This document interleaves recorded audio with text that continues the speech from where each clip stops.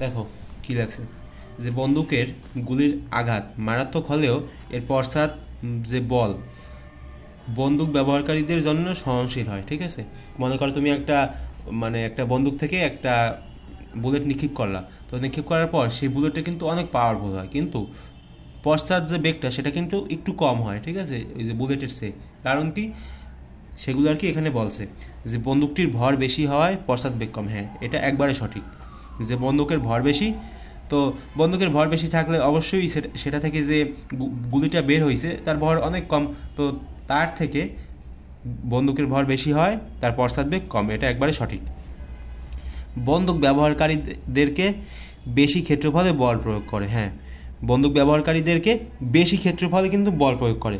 এটা খুব ভালোভাবে মাথায় গেঁথে রাখবা, আসতে পারে আর কি, বা তোমার অন্যান্য এমসিকিউগুলো একটু পেছিয়ে দিতে পারে। ঠিক আছে, এরপর দেখো এখানে লিখছে কি, যে ক্রিয়া ও প্রতিক্রিয়া বল অসমান হয় না।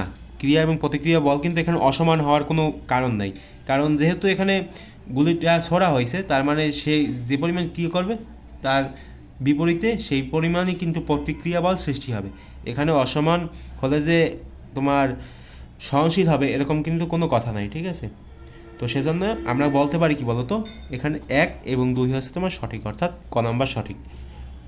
তো যদি বুঝতে না পারো তাহলে একটু ভাই আবার একটু রিপিট করো, আমি জানি না কতটা বুঝাইতে পারছি।